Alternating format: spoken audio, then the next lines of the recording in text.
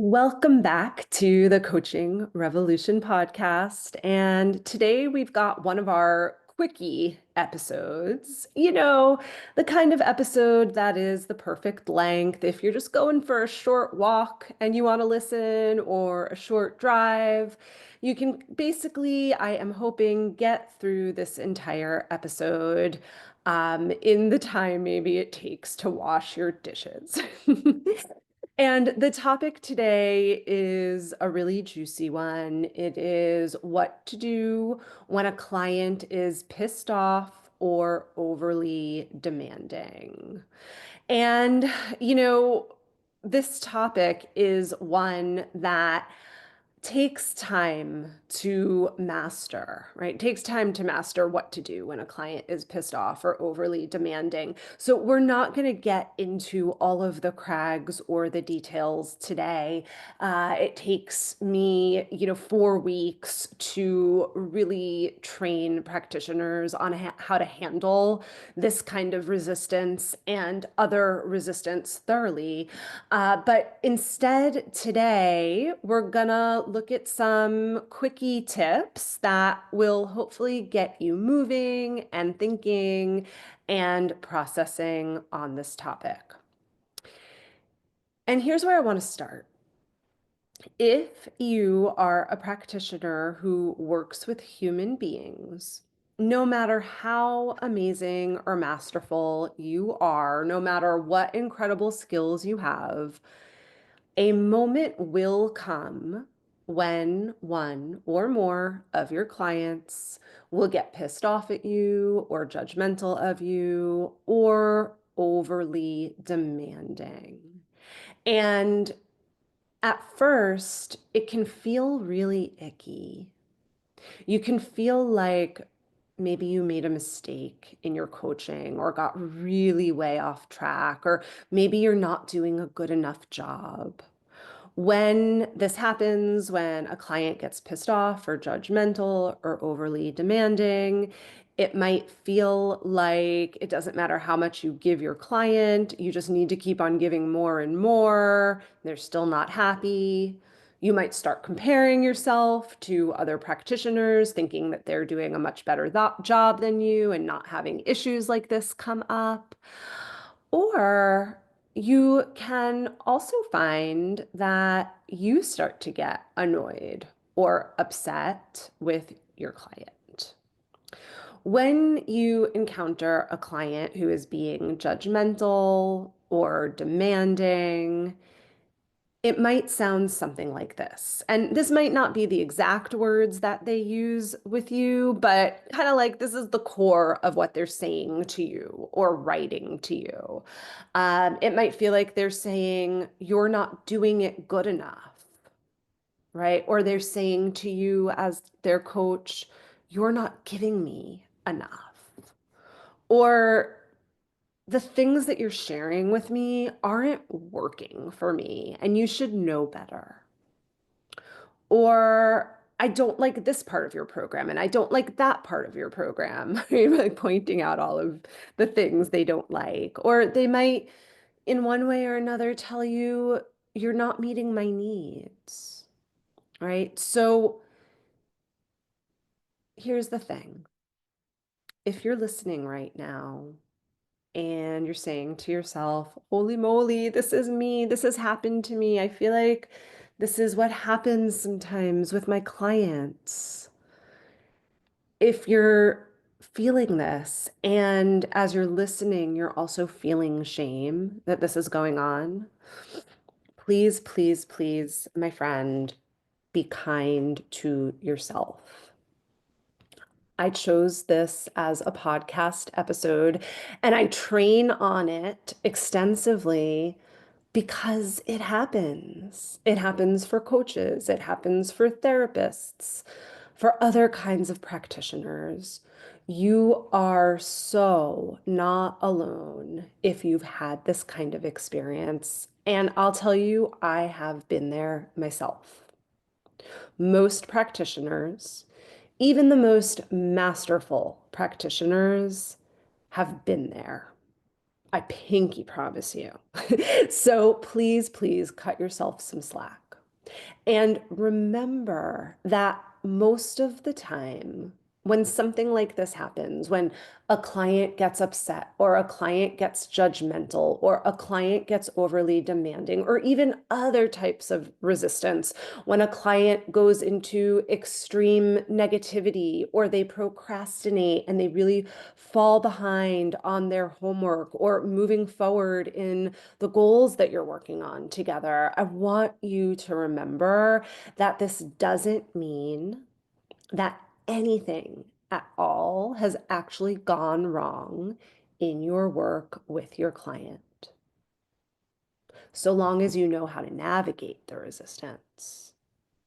And the reason why I can tell you with so much certainty that nothing has gone wrong in your client work is because when we're talking about client resistance and clients getting pissed off or overly judgmental or overly demanding is usually a form of resistance. So when we're talking about client resistance, we are talking about a normal occurrence. Resistance is normal because it is sometimes a natural outgrowth of fear. And fear is bound to come up sometimes when you're working with clients, and that's because fear is normal. When you're working with human beings on goals, on achieving something that is important to them, there's a good chance that fear is going to come up.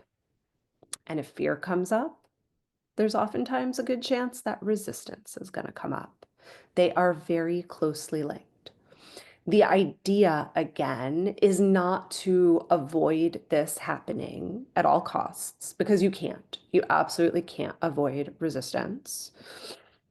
But instead, to know what to do and how to handle it when it comes up, so that you can serve your client really, really well and help walk them through the resistance so that they can get the most out of working with you and move towards their goals. So, what do you do when this comes up? When a client gets upset with you or becomes very, very demanding? Again, we're not going to get to all of the pieces and all of the ins and outs and all of the details. It really takes a number of hours of training. Sometimes you want to pull on some somatic techniques. There's a lot to learn by way of human psychology and human behavior. So we're not going to get to all of that today, but I do want to give you a couple of tips and things to think about. So the first is maybe this is probably the most important thing that I'm going to say on this episode. When this comes up, when a client gets mad at you, judgmental, overly demanding, the very first thing I want you to do is manage your own internal triggers. Manage your own triggers so that you can love and honor and respect yourself, and also so that you can love and honor and respect your client, even if they're being a little annoying.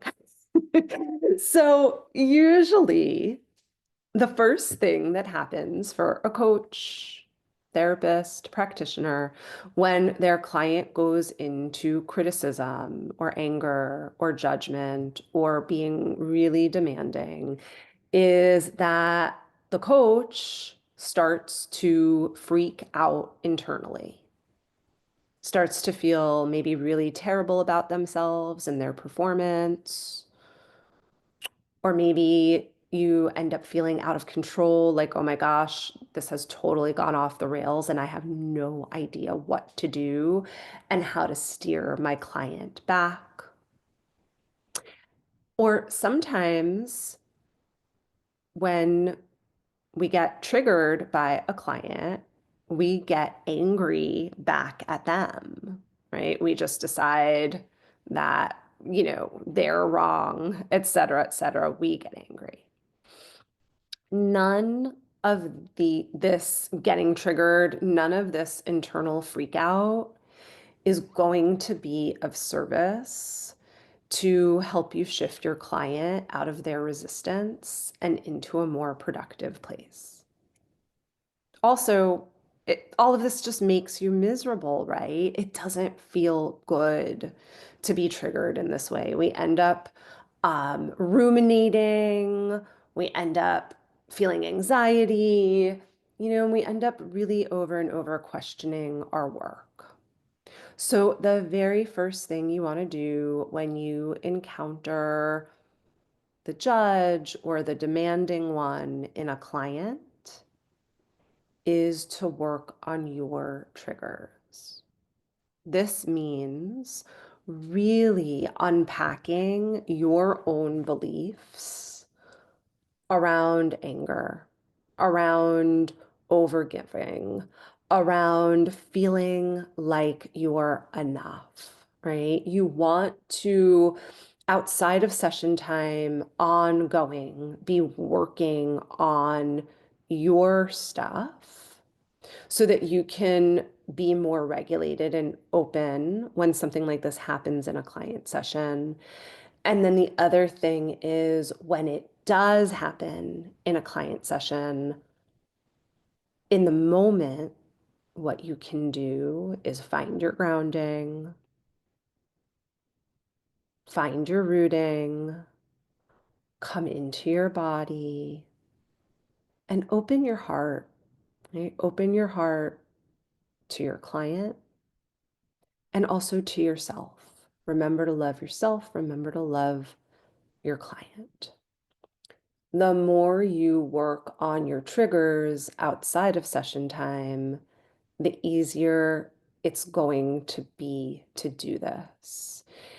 Working on your fears, your shadows, your triggers, your trauma responses is a huge element of the work that I do when I train practitioners. Because you can have the best coaching skills in the world, you can just know the fanciest techniques. But if you're triggered, if you're not in your best self, if you're not regulated, none of those skills or techniques matter. You're not really able to use them well and help your clients, right? So please, please, please work on these things for yourself. Okay. From there, or I shouldn't even say from there because we're not going in order here, but here's just another um, piece to think about when you encounter a client who is pissed off or overly demanding. I want you to objectively assess if you've made a mistake, if you've missed the mark, if you haven't been delivering what you said you'd deliver, right? I want you to see if any of that objectively is true. When a client shows up as very demanding or faulting you for something that you've done, or judging you, or telling you that you're not enough, if you are a practitioner of integrity and skill, if you're masterful, and also if you are ethical, 9 out of 10 times, whatever your client is upset or overly demanding about, it likely has nothing to do with you, with how you've shown up, or with what you've delivered. Chances are you've really performed well and you've given what you've promised. But that being said, there is always a chance that you've made an inadvertent mistake or that you haven't delivered on a promise, or you haven't met a legitimate need of your clients. And that's why before you jump to doing the resistance work, it's really important to objectively hear your client's concern or anger or demand and assess honestly if there's something that you've missed. And if there is something that you've missed, then you want to problem solve on how to right the wrong or provide for the need. Now, as a side note, it is really, really difficult to objectively assess if you've done something wrong, if you've made a mistake, if your client is asking for too much, if you haven't worked on your triggers, if you haven't worked on fears of upsetting others or fears of not being good enough, et cetera, et cetera. There's no way that then you're going to be able to assess really well what's happening if you've made a mistake, et cetera, right? So when you do assess, if it does turn out that you see, yes, actually, I did make a mistake, or my client is right in asking that I deliver this, or, asking me to meet this need, then you want to problem solve and right the wrong or provide for the need. And usually there's a simple solution, right? I don't want you to avoid putting on your, I usually say this to women, so I'm going to gender it. I don't want you to avoid putting on your big girl panties, right? Having the courage to own up to a mistake. When you do this, it can be so supportive of the client relationship, right? And it can get things back on track in an instant. But unfortunately, as you might know, what often happens, especially in the coaching industry, if someone hasn't been trained well or hasn't done their own inner work, is they avoid owning up to their mistakes. So I'll ask you, have you ever been the client in a situation and you've had a practitioner either mess up or not show up in the way that they said they would, right? And then how has that gone? So I'll tell you that I have been the client in this situation. Um, it had to do with a copywriter that I was working with many, many years ago. She was an excellent copywriter, like stellar. But she was being really late on deliverables. She would give me a date that she said she would deliver copy for a certain launch, and then it wouldn't happen, and it wouldn't happen, and it wouldn't happen. And, she was sometimes over 2 and 3 weeks late. Now, I never want to be a bother and I never want to be a problem client. So I tried really hard not to say anything, but I just kind of got more and more upset, And so I finally did work up the courage to very kindly and with love and generosity bring the issue up to this copywriter. And she did not handle it well. She denied it. She made excuses for it. She kind of got really aggressive on me. And I'll tell you, I stopped working with her soon after that. Even though she was such an amazing copywriter, it didn't leave a good taste in my mouth. I just didn't feel good about working with her after that. But here's the thing. It wasn't because she was late on deliverables. It was because of how she reacted when I brought it up. If she had listened to me, if she had owned up and then done better, it would have been a non-issue with me. I would have totally stayed with her as a client. And I'll also share with you alternately, guess what? Every now and again, I make a mistake with a client or I drop the ball. It's rare. I feel really proud to say it's very rare that I make a mistake or drop the ball, but I am human. And because of that, it does sometimes happen. I do sometimes make mistakes. And when I do, I own up to it, right? So I'll give just one example. A couple of years ago, in one of my programs, it was in Sacred Depths. We were in between tech teams, virtual assistant teams, and the virtual assistant that we had was messing up left and right with client communications. She would send out emails with wrong Zoom links or wrong times, wrong class times, or wrong topics for classes.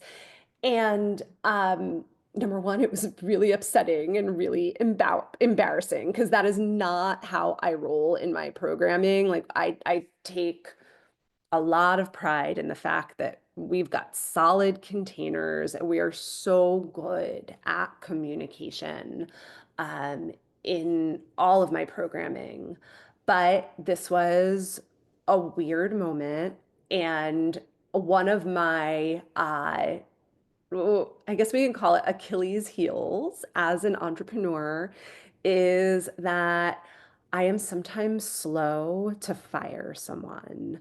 I kind of like, I'm such a softie, and even when someone makes mistakes over and over, and I know it's time for them to go, sometimes I just keep on thinking, oh, I'll give them one more chance and one more chance.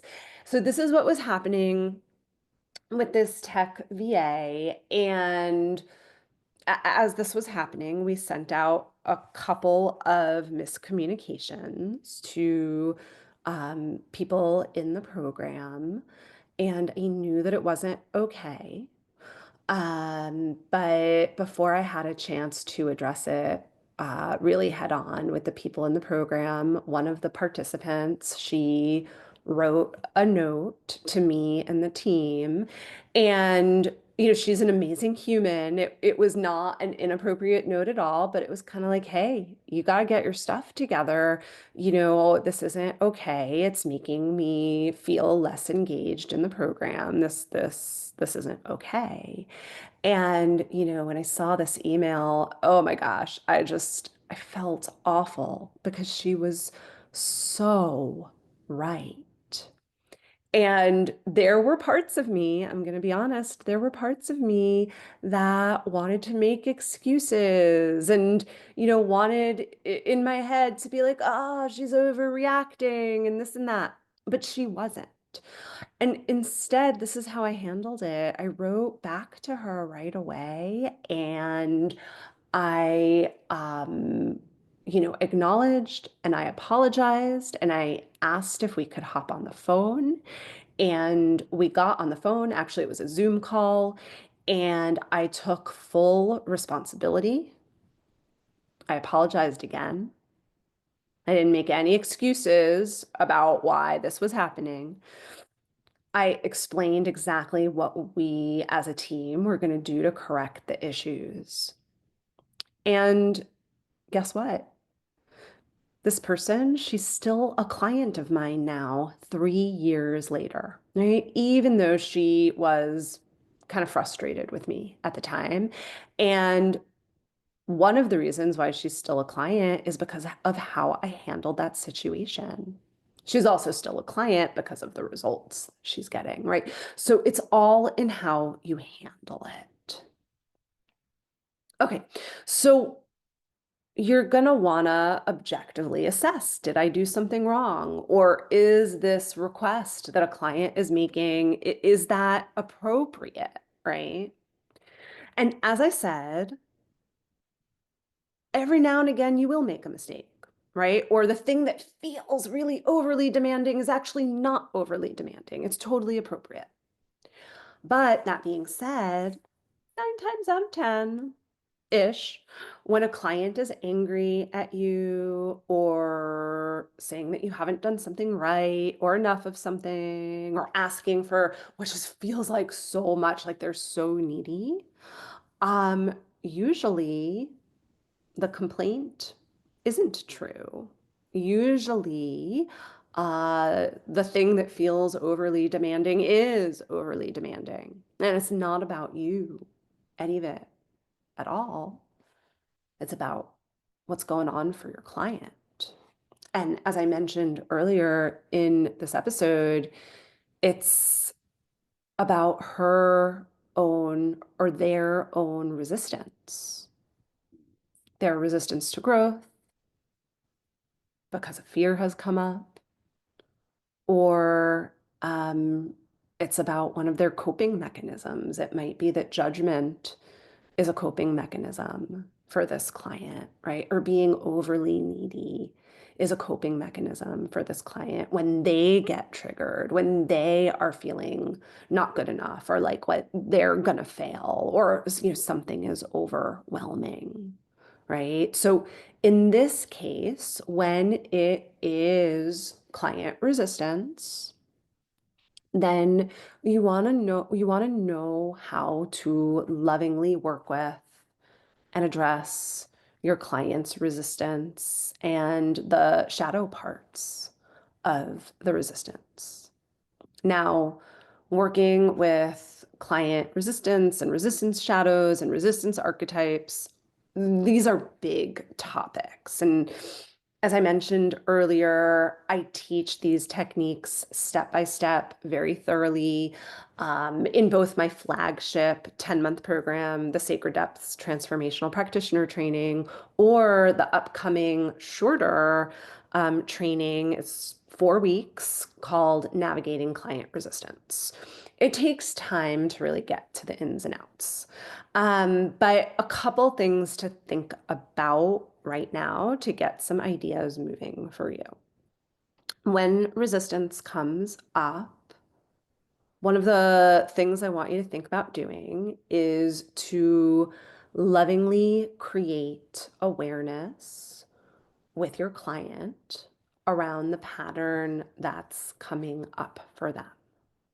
So, a little bit on what I mean by this, folks that get uber judgmental or fly off the handle or are overly demanding, generally it's not an isolated incident. They most likely have a history of this, whether they realize it or not.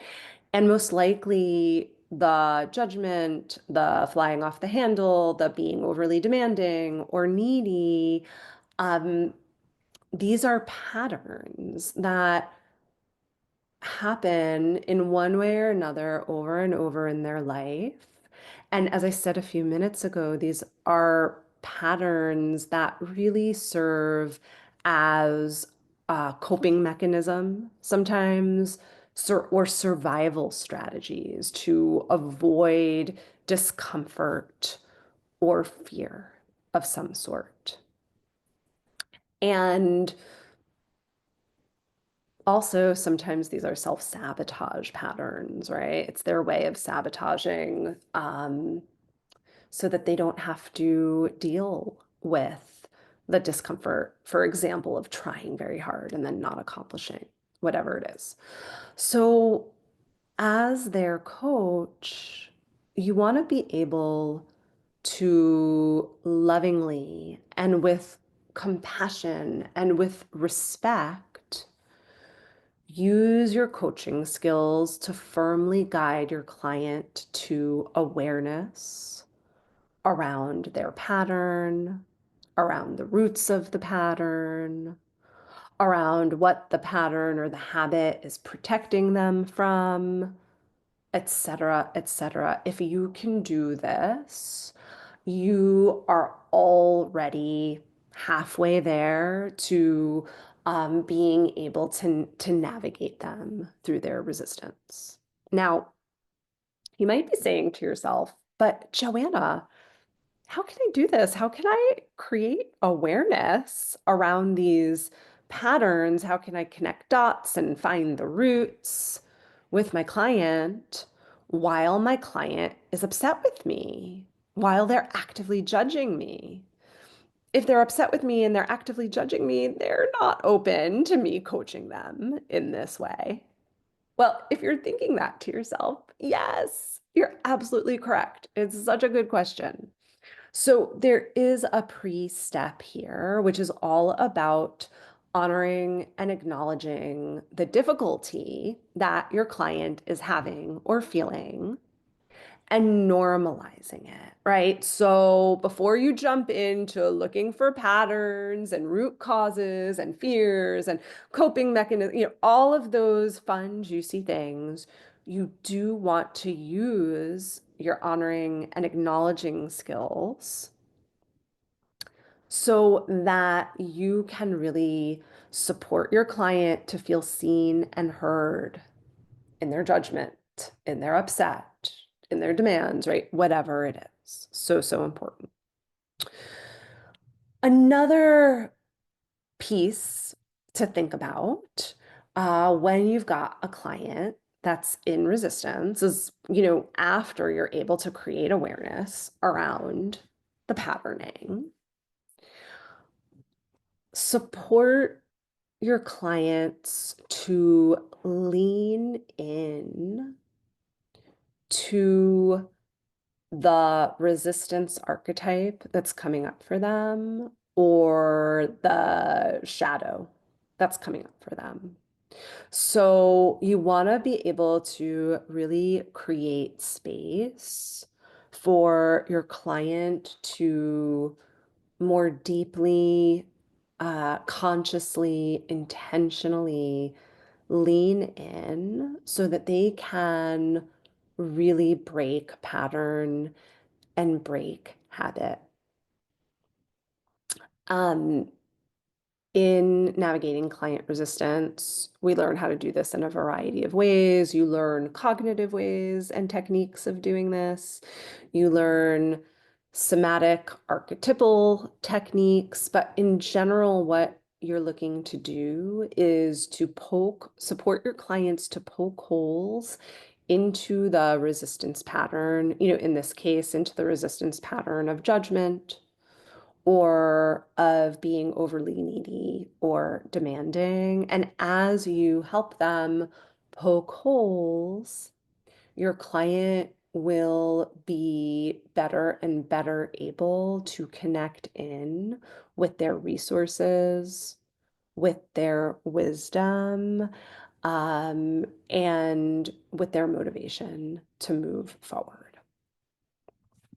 Okay, this episode is actually getting longer than I thought it would. So I'm going to stop talking in a few minutes, but there's just one more piece that I can't help myself from sharing because I think it will be really helpful. This has to do in particular with clients who are demanding a lot or expecting a lot from you. I see this happen a lot, both, when people come to me either in one-on-one work, they're working with their one-on-one clients or with their groups.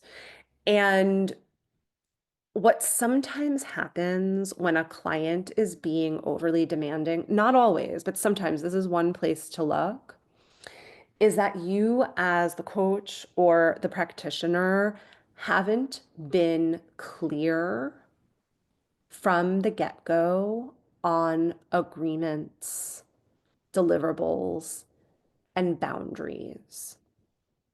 If you are unclear from the get-go, if you are kind of wishy-washy on the logistics of your program, on what your responsibilities are, et cetera, then it's not going to be uncommon for your client to have expectations that you haven't agreed to. So I'll give you an example of this, and this is another personal story. It's about another copywriter that I worked with. Today is all about my copywriter stories. And since, as an aside, since I'm telling you my second copywriter story of the day, you might be wondering, does Joanna always use copywriters? The answer is no. For most of my 20 plus years as an entrepreneur, I have written all of my own emails and social media posts and sales pages and all the things. And in fact, the last 2.5 years, maybe 3 years now, I haven't worked with copywriter. I worked with one on one little launch, but the last couple of years, I've actually gone back to writing all of my own stuff. But over the 20 years here and there, I have worked with some copywriters. Sometimes it's the exact right thing for me. Oftentimes, or other times, I want to write all my own stuff. Anyway, I digress. Back to setting expectations and agreements and boundaries. So there's a different copywriter that I worked with a number of years ago, and she wasn't clear with me from the get-go on her turnaround time. I just naturally assumed that if I wrote an email, within a week-ish, she would kind of get back to me with some suggestions or feedback. Or if her and I had a meeting about, a sales page that she was going to write, within a week or two, she'd send me the first draft. But that was not the right assumption to make because that's not how this copywriter worked. She needed more time than that. But the problem was she never told me. She never let me know. And for whatever reason, I didn't think to ask. And so that kind of created, some difficulties in the beginning in our relationship because there were a lot of misunderstandings. We eventually got that ironed out and, we came to some really clear agreements on turnaround time. But my point is this. You might have a client who sends you an email and they assume that you're going to respond to the email by the end of the day or within 24 hours. However, maybe for you, it takes you 2 or 3 business days to respond to emails. That's not wrong. You can absolutely take 2 or 3 business days to respond to an email. Oh, the only thing is you need to let your people know from the get-go, right? That needs to be established in the beginning as part of your protocol and your welcome packet, whatever it is, or else there are going to be misunderstandings, expectations that get dashed, and upset, right? So just friendly reminder, be clear on agreements. Okay, so there you have it for today. Some beginning pointers on what to do when you've got a client that is pissed off or overly demanding. I'd love, love, love to hear what today's episode sparked for you, what some of your takeaways are. And I want to remind you that there is not only an early bird rate right now, but an early bird rate right now until May 17th on navigating client resistance on that 4 session training, which is all about how to work with clients that get judgmental, clients that get angry, clients that are overly needy, clients that are victimized or extremely negative, clients who go into procrastination or into overwhelm, etc., etc. It is 4 months of training packed into 4 sessions. And those aren't my words. That is what one of the participants said the last time I offered this training. I don't offer it very often. It is one of my most beloved trainings because it is just packed with so much goodness. I take you by the hand, step by step, on how to support clients who go into resistance, but also, my friend, on how you can move out of your own resistance so that you can reach more of your goals in your work, in your business, in your life. Right now is the lowest price on the training. It is almost 40% off. And I will also tell you that the current pricing is the lowest that I've ever offered navigating client resistance for. It is for this year only because I know that the economy is really wonky right now. And I really want those of you who want this kind of training for yourself, for your clients, to be able to step into it pretty easy breezy. So I will drop in the show notes a link to navigating client resistance. If you've got any questions on it, please send a note. If you enjoyed this episode and got value from it, please leave a really good review and 5 stars. And please share it with a friend or a colleague who could really benefit from it. Can't wait to see you next time.